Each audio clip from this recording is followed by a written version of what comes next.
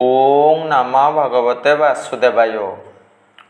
भक्त सरल आध्यात्मिक चैनल को मोर प्रिय भाई भणी मानू गुरुजन मानू अनंत कोटि प्रणाम जन मु श्री भक्त वत्सल प्रधान आज मन उपर सुंदर पदटे रही पठन करने संगे संगे आलोचना करने आगे आसी आसतु जानिबा।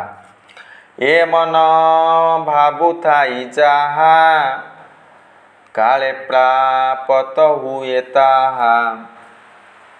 हाँ क्या मन इंद्र माध्यम समस्त कार्य करिथाए। मन जदि कौन सी कार्य दुर्बल हो जाए से कार्यटी सफल हुए ना। मुझे कार्य करि नहीं जदि मन को आसे निश्चित भाव में करें ना।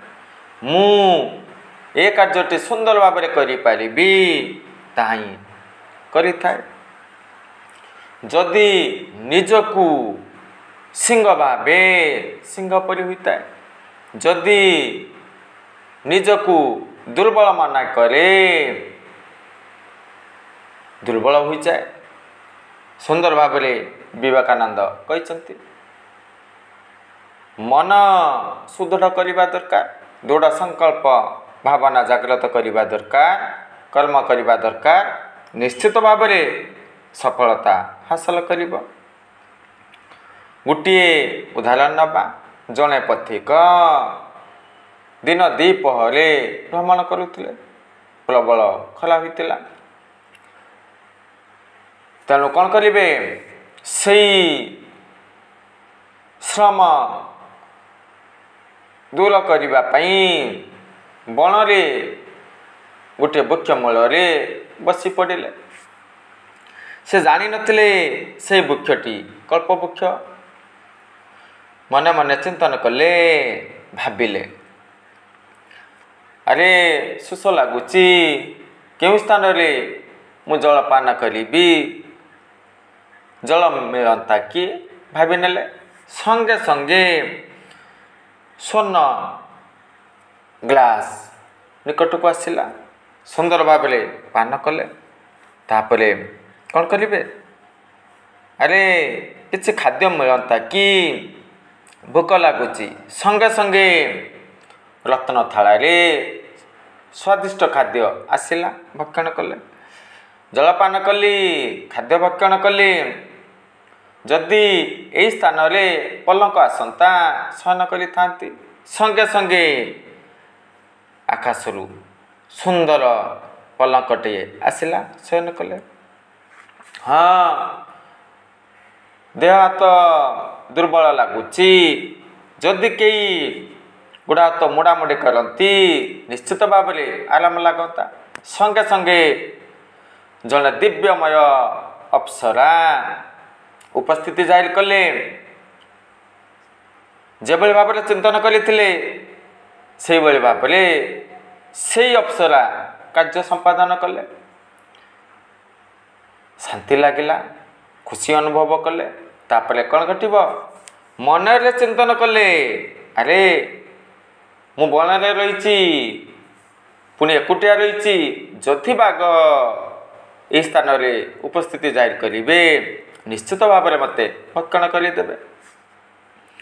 यही कथा चिंतन करने मात्र के शार्दूल से बाघ उपस्थिति जाहिर कले कौन करेंगे भक्षण करेंगे। आमे माने कौन शिक्षा हासिल कलु नकारात्मक भावना दूर करने दरकार। मन जो भाव में चिंतन करे से भाव में फल मिलता है। मन जदि संसार मुखी हो गला भोग सामग्री अर्जन कर हासिल कर धन संपत्ति हासिल कर कोटि कोटि टंका हासिल कर जन्म मृत्यु रूपक चक्रु सदा बेले पड़ से मन कौन कर संसार को नेति नेति करदब।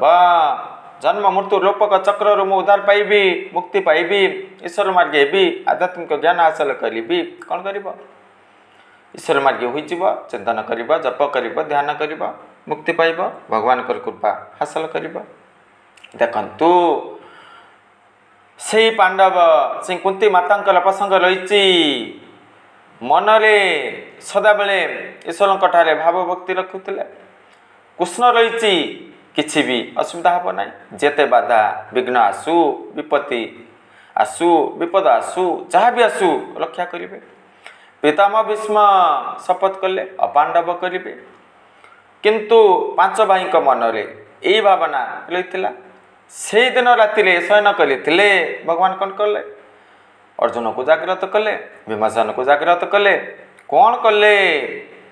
ପିତାମହ ଭୀଷ୍ମଙ୍କ ଠାରୁ ମୋର ପ୍ରିୟ ସଖା ରକ୍ଷା ପାଇବେ।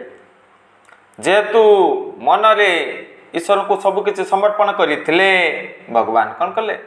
ସୁରକ୍ଷା ପ୍ରଦାନ କରିବେ। ମନରେ ଚିନ୍ତନ କରିଥିଲେ ହଁ ଶ୍ରୀକୃଷ୍ଣ ଆମକୁ ରକ୍ଷା କରିବେ, ରକ୍ଷା କଲେ। ଗୋପୀମାନେ ସବୁକିଛି ତ୍ୟାଗ କଲେ, ସଂସାରର ସୁଖ ଭୋଗ ଐଶ୍ୱର୍ଯ୍ୟକୁ ତ୍ୟାଗ କଲେ। ମନରେ କାହ୍ନାଙ୍କ ପ୍ରତି ପ୍ରେମ ଭାବ ଜାଗ୍ରତ ରହିଥିଲା।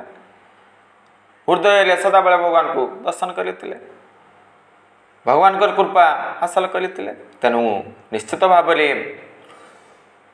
ସକାରାତ୍ମକ ଭାବନା ଜାଗ୍ରତ କରିବା, ମନକୁ ସୁଦୃଢ଼ କରିବା, କର୍ତ୍ତବ୍ୟ କର୍ମ କରିବା, ଏସବୁ କଲେ ଆମମାନଙ୍କର ମଙ୍ଗଳ ହେବ, ଉତ୍ତମ ଫଳ ହାସଲ କରିବୁ।